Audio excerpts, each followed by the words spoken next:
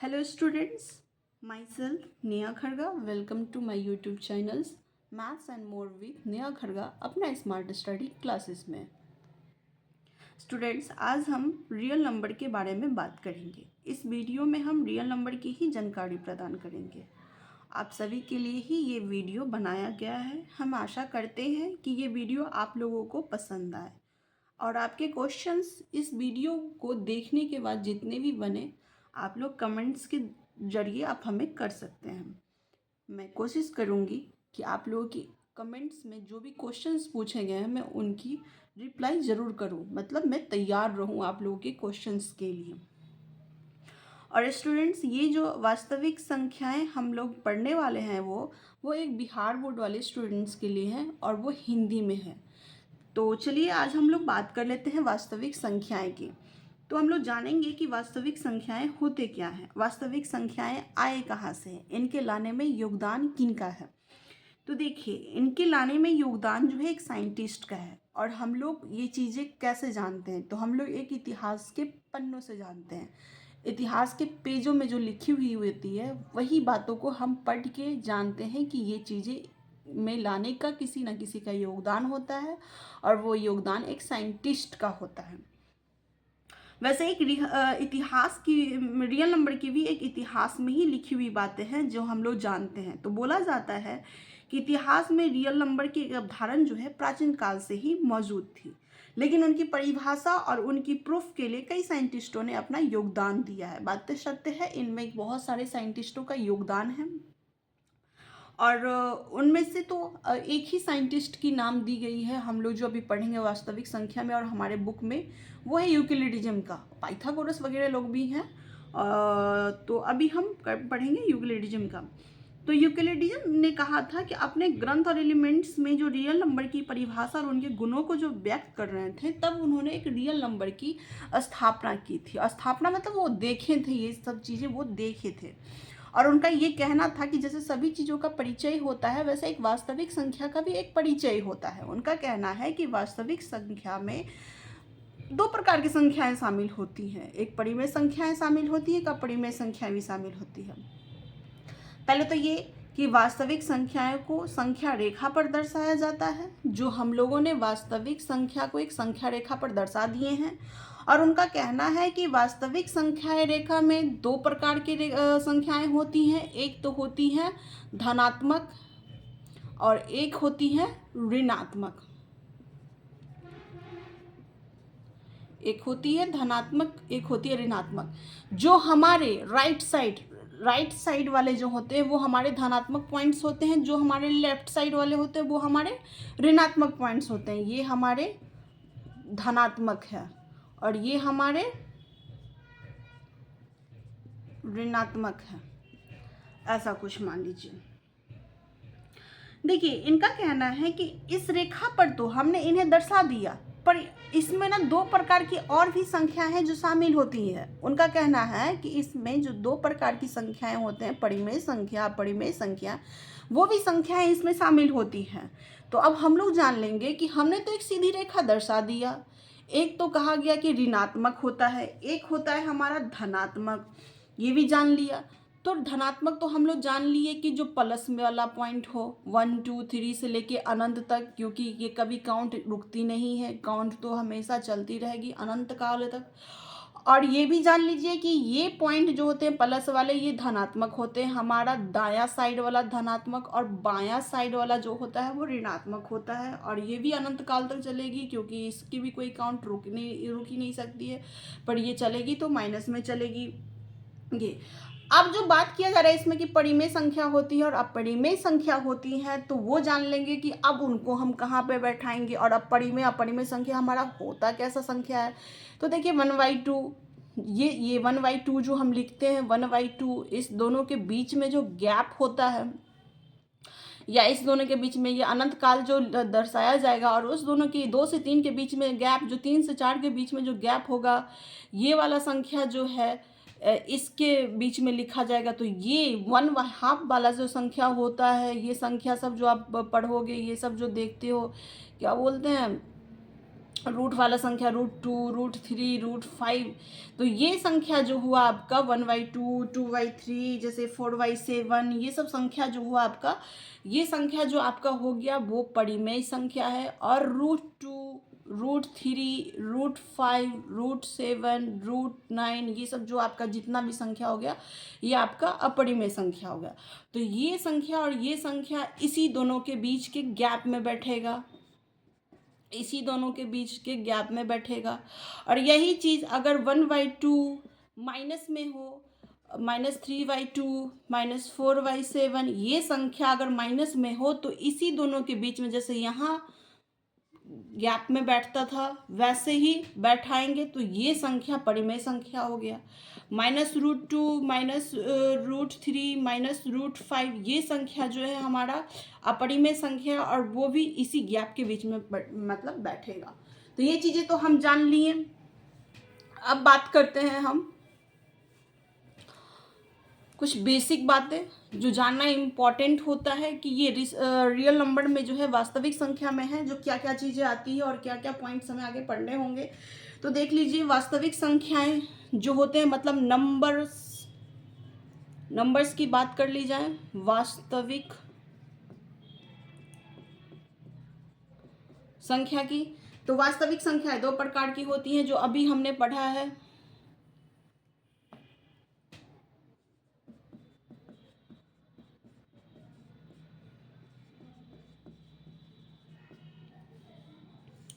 एक होता है ये क्या बोलते हैं, वास्तविक संख्या, तो सॉरी, संख्याएं अभी पढ़ लेते हैं, थोड़ा सा संख्या की बात कर लेते हैं। तो ये होते हैं 2 प्रकार के, एक होते हैं वास्तविक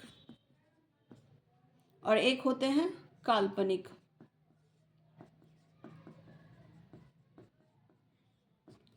देखिए, वास्तविक संख्याएं और काल्पनिक संख्या में तो अभी तो हम बता चुके हैं आप लोगों को। संख्या में तो वही जान लीजिए, संख्या में वही पूरा संख्या आता है, वो हो गया। तो संख्या 2 प्रकार के होते हैं, एक होते हैं वास्तविक संख्या, एक होते हैं काल्पनिक संख्या। तो आपको अभी जस्ट बता चुके हैं कि ये वास्तविक संख्या में कैसा संख्या सब आएगा, 1, 2, 3, 4, -3, -2, और क्या बोलते हैं -1, -3, मतलब ये सारे संख्याएं आते हैं इसमें। रूट में ले लीजिए, वगैरह वगैरह, जितना भी लेना है आपको ये ले लीजिए, आपका वास्तविक संख्याएं हो गया। और जो काल्पनिक संख्या की बात की जाए तो यहाँ पर होता है जैसे माइनस में, -√2, -√3, -√5, ये संख्या जो हुआ आपका, ये हो गया आपका काल्पनिक संख्याएं। काल्पनिक संख्या, तो ये हो गया आपका रूट। ये रूट बाहर होगा और यहाँ जो रूट होगा अंदर होगा, तो ये काल्पनिक संख्या। और इसको हम पढ़ेंगे 11th में। इसको प्रूफ भी किया जाता है, जैसे कि आपका जैसे -1 है तो इसको क्या चीज़ से डिनोट्स किया जाता है, आयोटा, इसको प्रूफ करके निकाला जाता है। ये हम चीज़ें 11th में पढ़ेंगे, इसकी बातें नहीं करते हैं अभी हम। अब बात कर लेते हैं वास्तविक संख्या की। तो वास्तविक संख्या भी 2 प्रकार के होते हैं, एक होते हैं आपके परिमेय संख्या और एक होते हैं आपके अपरिमेय संख्या। देखिए, परिमेय संख्या की बात कर ले तो परिमेय संख्या को P/Q में लिखा जाए, जैसे कि 2/3, 4/7, 0, 4 वगैरह हो गया। और अपरिमेय संख्या में जो होता है P/Q में लिखा जाए तो इसका हो गया जैसे कि √2, √3, √5। बोला जाता है कि परिमेय संख्या, एक छोटा सा एग्जाम्पल लेके हम आप लोगों को समझाते हैं कि परिमेय संख्या में जो होता है ना, परिमेय संख्या में हमेशा 2 ही चीज होती है, एक शांत और एक अशांत। क्या होती है? एक शांत, एक अशांत आवर्ती होता है। और ये अपरिमेय संख्या में जो होता है ना, हमेशा अशांत अनावर्ती होता है। ये चीज़ें जान लेंगे। एग्जाम्पल में ये चीज़ें ले लेते हैं, जैसे मेरा 1/8 हो गया, 2/3 हो गया, यहाँ √2 लेके चलो। अब बताते हैं हम शांत क्यों होता है।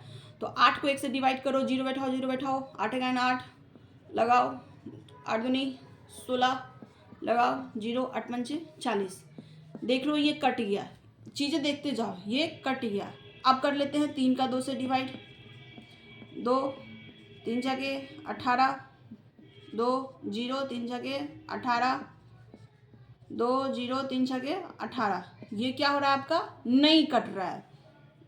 देखो जो कट गया, जो कट गया यहाँ देखो, जिसका शेषफल 0 है, कुछ आ ही नहीं रहा मतलब कट रहा है, तो ये शांत आवर्ती होगा।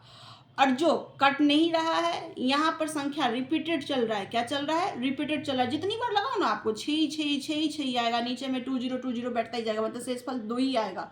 तो ये क्या होगा आपका, नहीं कट रहा है, तो ये अशांत आवर्ती होगा। मतलब जो नहीं कट रहा है वो अशांत आवर्ती होगा, और यहाँ पे संख्या रिपीटेड हो रहा है।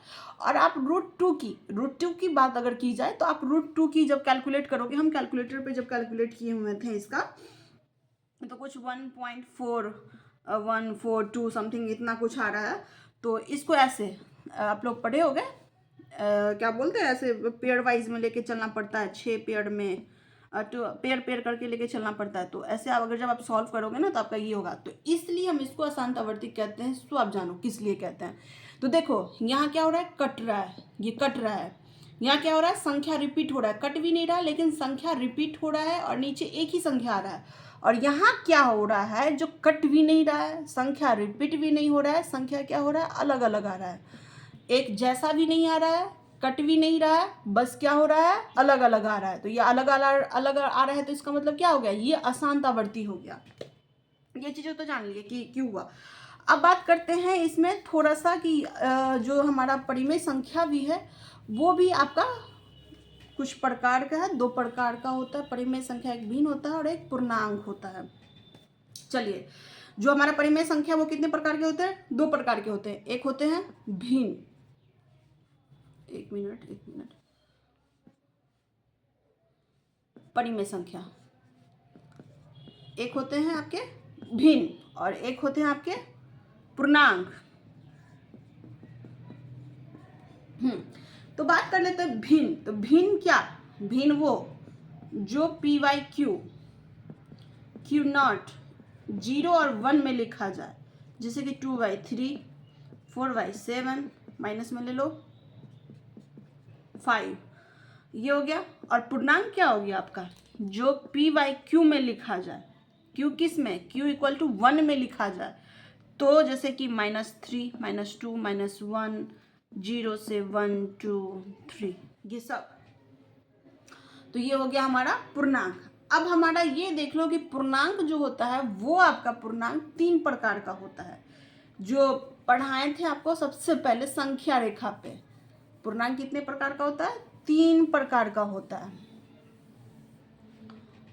तो देख लेते हैं पूर्णांक कितने प्रकार का होता है, 3 प्रकार का।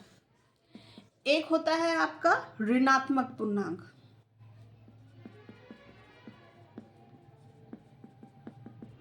ऋणात्मक। एक होता है आपका शून्य, क्या होता है आपका शून्य।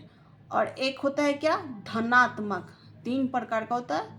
तो शून्य, ऋणात्मक, शून्य, और एक होता है धनात्मक, धनात्मक पूर्णांक, शून्य पूर्णांक। बात हो गई। अब बोला जाता है कि ऋणात्मक पूर्णांक, एक चीजें जान लो कि आपका ऋणात्मक पूर्णांक हमेशा बायां साइड वाली होती है, धनात्मक पूर्णांक आपकी हमेशा ये क्या बोलते हैं दायां साइड वाली होती है। और शून्य को जीरो से रिप्रेजेंट किया जाता है। आपको तो पता ही होगा कि ये 0, 1, 2, 3 होता है, और ये -1, 2, -3 से लेके अनंत काल तक लेके चल जाओ। और आपका पूर्ण संख्या कैसे बनता है, शून्य संख्या को मिला दो और धनात्मक संख्या को मिला दो, तो ये आपका कौन सा संख्या बन गया, पूर्ण संख्या।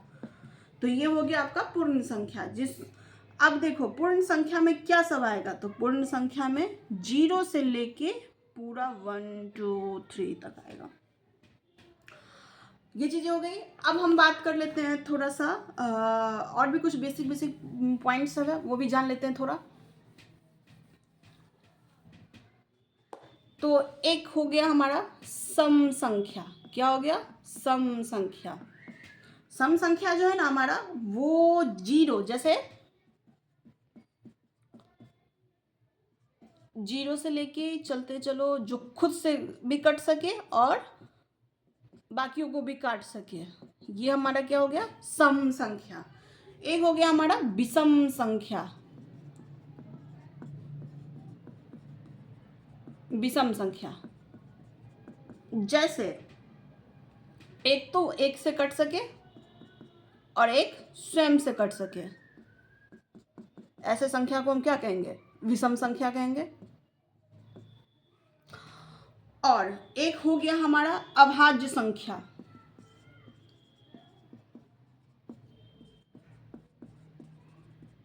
अभाज्य संख्या, इसको एक और नाम से जाना जाता है, इसको कहा जाता है रूढ़ संख्या।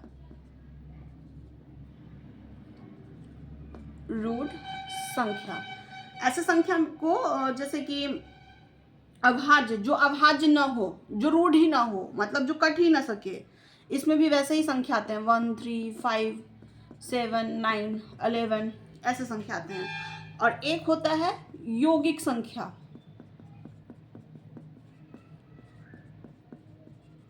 यौगिक संख्या जैसे कि भाज्य संख्या, जो भाग लग जाए, भाज्य संख्या है जो कट जाए। ऐसे संख्या जैसे कि 1 4 6 8 10 12 ऐसे संख्या। एक होता है असहभाज्य संख्या। असहभाज्य संख्या। असहभाज्य संख्या ऐसे संख्या जिसका ए और बी, मतलब ए और बी HCF मतलब हमारा 1 आवे। ए और बी जिसका HCF कितना आवे, 1। एग्जाम्पल में देख लो, जैसे 4 9 हुआ, 4 25 हुआ और 2 3 हुआ। देखो 4 को HCF निकालोगे, 4 2 नहीं 8, 9 में से 8 गया, एक 4 यहाँ ले आओगे, कट गया ये, तो इसका HCF 1 आया ना। 4 को 25 से डिवाइड करो,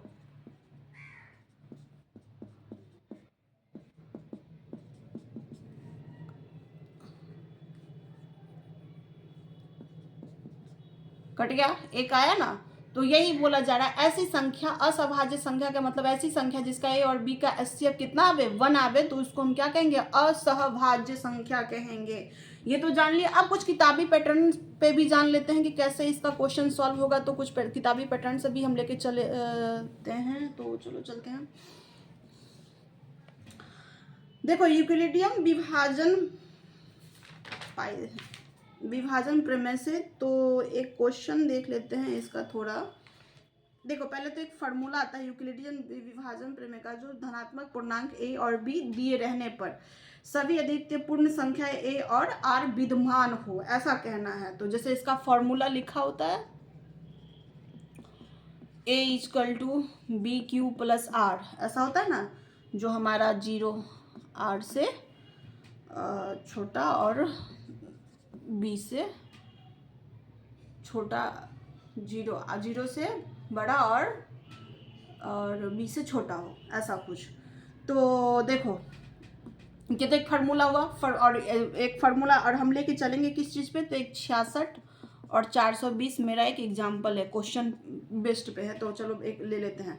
तो हमको ना क्या करना है, इसको एक मतलब HCF निकालना है, LCM निकालना है, जो भी निकालना है, इसका जो भी निकालना है, ये निकालना हो या फिर ये निकालना हो, कुछ भी। और एक किताबी पैटर्न पे इस फार्मूला बेस्ड पे भी निकालना हो, जो पुराने में दिया हुआ है, और अगर दिया होगा न्यू में तो देख लेंगे, और बुक चेंज हुआ है आप लोगों का थोड़ा, तो देख लेंगे। तो इसमें क्या करेंगे हम लोग, एक थोड़ा ईजियर तरीके से पढ़ते हैं, मतलब हार्ड में नहीं जाएंगे, इतना हार्डर में नहीं जाएंगे, तो हार्डेस्ट तरीके से छोड़ो, ईजियर तरीके से देखो। हम लोग डिवाइड करते थे ना, ऐसा रहता था ना हम लोग का, एक जब हम लगाते थे, भाग करते थे, ये सब करते थे, तो उस तरीके से देख लो। भाज्य, ये हो गया आपका भागफल, और जो नीचे में पॉइंट आता था वो आपका हो गया शेषफल। डिनोट कर दो, ये हमारा ए हो गया।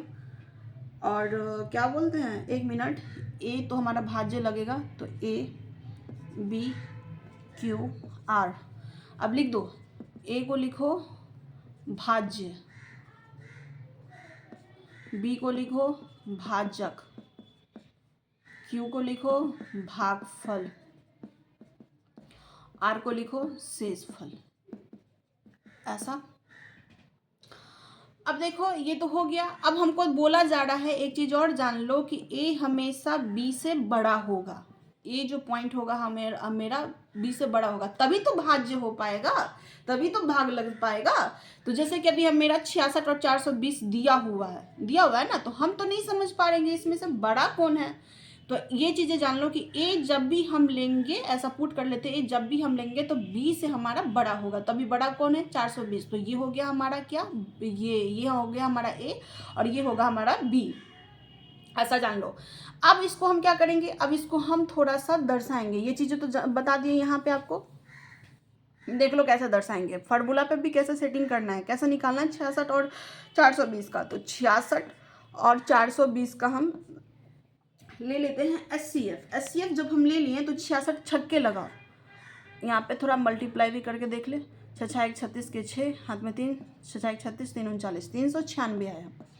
लगाएं 10 में से 6 गया 4, 11 में से 9 गया 2, 24 आया। 24 आया। अब ये थोड़ा सा और इधर ही ले लेते हैं, 24 आया। 66 ले लेते हैं, 24 दूनी 48, 3 तो ज़्यादा चला जाएगा 72 हो जाएगा, तो 48 ले लेते हैं। 16 में से 8 गया 8, 5 में से 4 गया 1, 24 देते हैं यहाँ पे। 18 का इन 18, तो 18 ही लगाते हैं। अब यहाँ पर क्या होगा 14, और 14 में से 8 जाएगा तो 1 मिनट, 16 में से 8 गया 8, 5 में से 4 गया तो 1,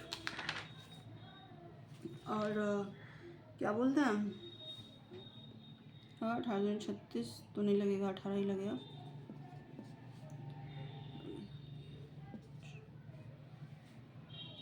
यहाँ पे 6 आएगा, तो यहाँ पे 18 ले लेते हैं। अब स्पेस दिख रहा है क्या, हाँ अब 18 ले लेते हैं, क्षेत्रिक 18 लगाओ।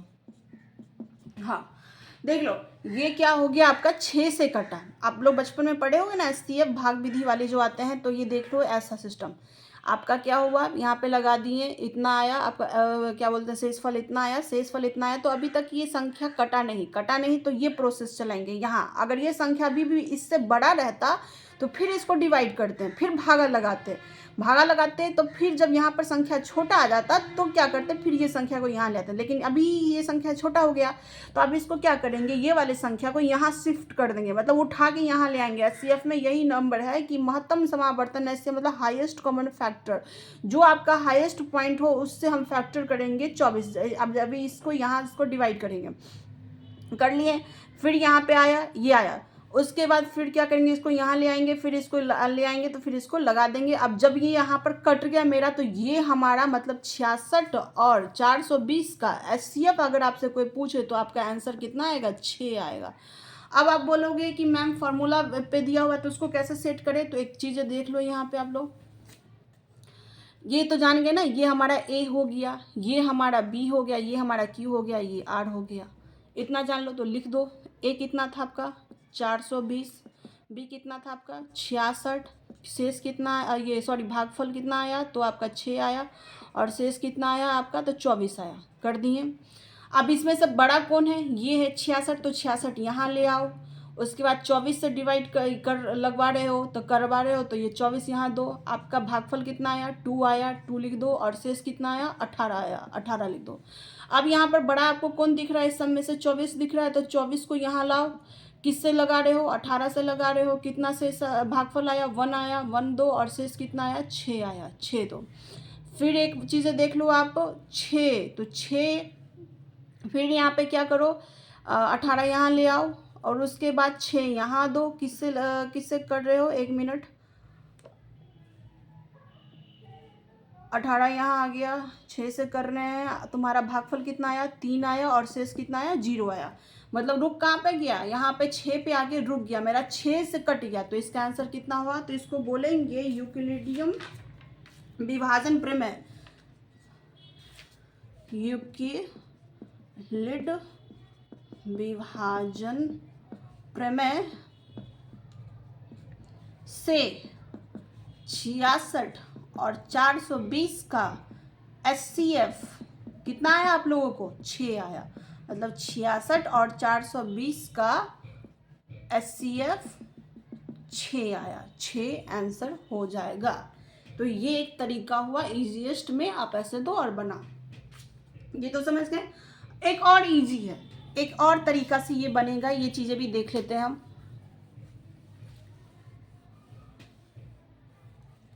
एक आपका इस तरीके से बनेगा, एक फॉर्मूला ये भी है,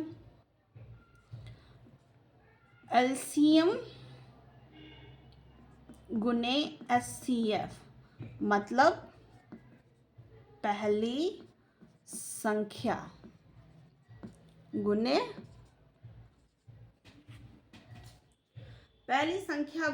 दूसरी संख्या, ऐसा वाला।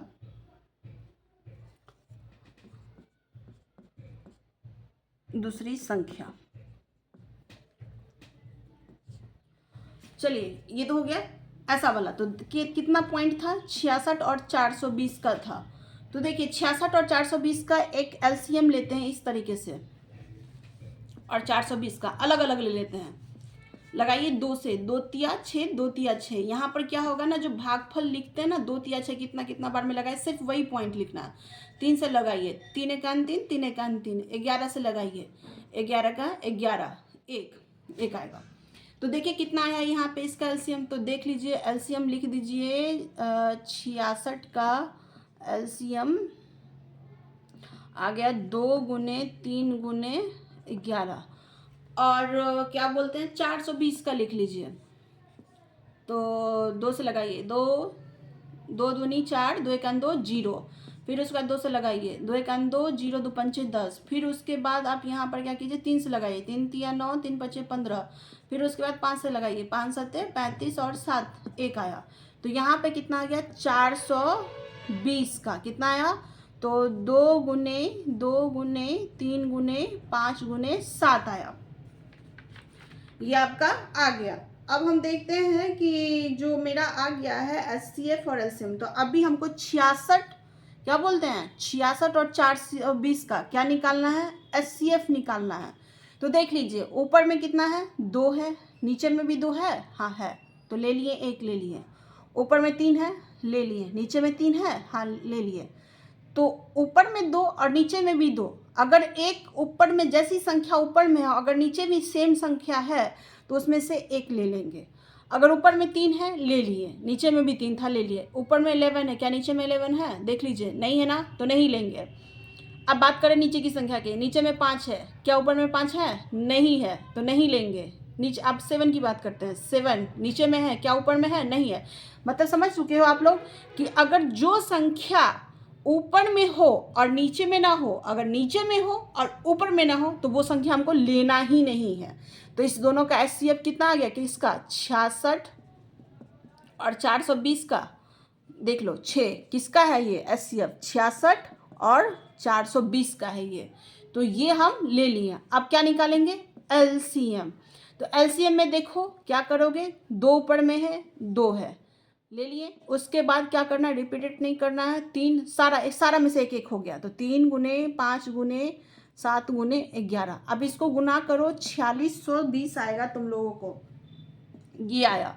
तो ये तो हो गया, गुना करो, 2 दूनी 4, 4 12, 12 पंचे 60, 60 छक्के 420 और 7 छक्के 42, 420 को 11 से गुना करके देख लो, तो हो जाएगा कितना? 0 2 4, 0 2 और 4, 0 2 4 2 6, 4620 आ गया आपको।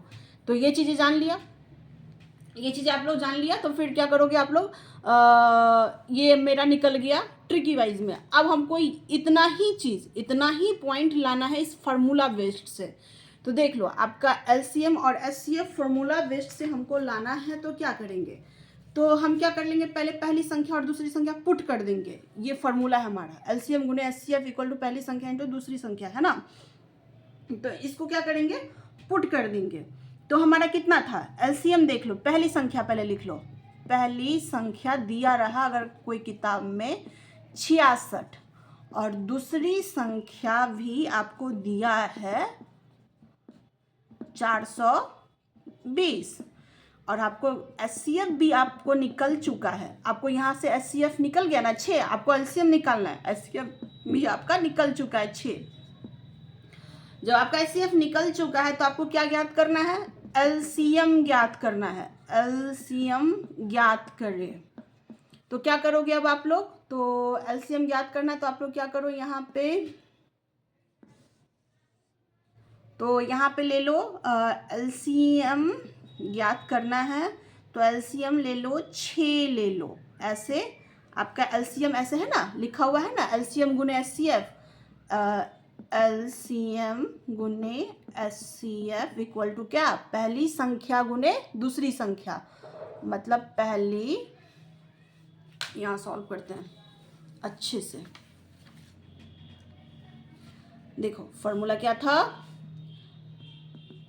LCM गुने HCF और क्या था, पहली संख्या गुने दूसरी संख्या, ऐसा था। तो यहाँ पे LCM ऐसे ही रहने देंगे, आपका ये क्या था 6 था, HCF कितना था तो 6 था, चलो 6 ले लेते हैं। और पहली संख्या कितना था 66 था, दूसरी संख्या कितना था 420 था। अब LCM यहीं पे रहने देंगे और क्या करेंगे, इसको नीचे शिफ्ट कर देंगे, 66 गुने 420/6, नीचे से इसको यहाँ शिफ्ट कर देंगे। अब इसको काटो, 11 छके 66, तो अब क्या हो गया LCM 11 गुने 420, तो अब LCM तुम्हारा कितना निकल गया 4600, इस दोनों को गुना कर दो और कितना निकल गया 4620। तो एक ये पैटर्न हो गया पूरा, तो इसको देख लिए, तो आपको एक इस तरीके से बनाना है। तो चलिए यही है था क्वेश्चन आपका। तो आप लोग फर्स्ट क्वेश्चन जो सॉल्व करोगे NCERT के, वो हम सारा क्वेश्चन हम भी सॉल्व जो है आप लोगों को करवाएंगे, पूरा NCERT का पूरा बुक आप लोगों को कंप्लीट करवाएंगे, एक एक लेसन का एक एक क्वेश्चन NCERT का हम आपको सॉल्व करवाएंगे। तो आज के सेशंस में इतना ही रहेगा, फर्स्ट चैप्टर जो है आप लोगों का कंप्लीटेड हो चुका है।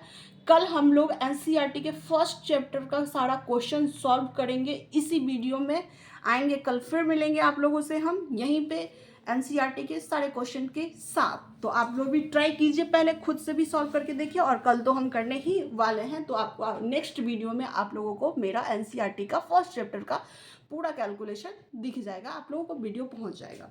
थैंक यू, आज के लिए इतना ही। I hope you like it all my videos. और guys please subscribe this channels, और आप लोग इस बेल आइकन को भी प्रेस करो, और आप लोगों को, ताकि जितना भी वीडियो हम जितना भी इम्पोर्टेंट चीज़ें हैं पढ़ाते हैं वो आप लोगों को आपके तक पहुंच जाए ये वीडियो। तो इसी के लिए गाइज अच्छे से पढ़ो, अच्छे से लिखो, और कोशिश करो 2026 में आप लोग भी 95+ एक्यूरेट लेके चलो अपना पढ़ाई की। तो आज की सेशंस में इतना ही।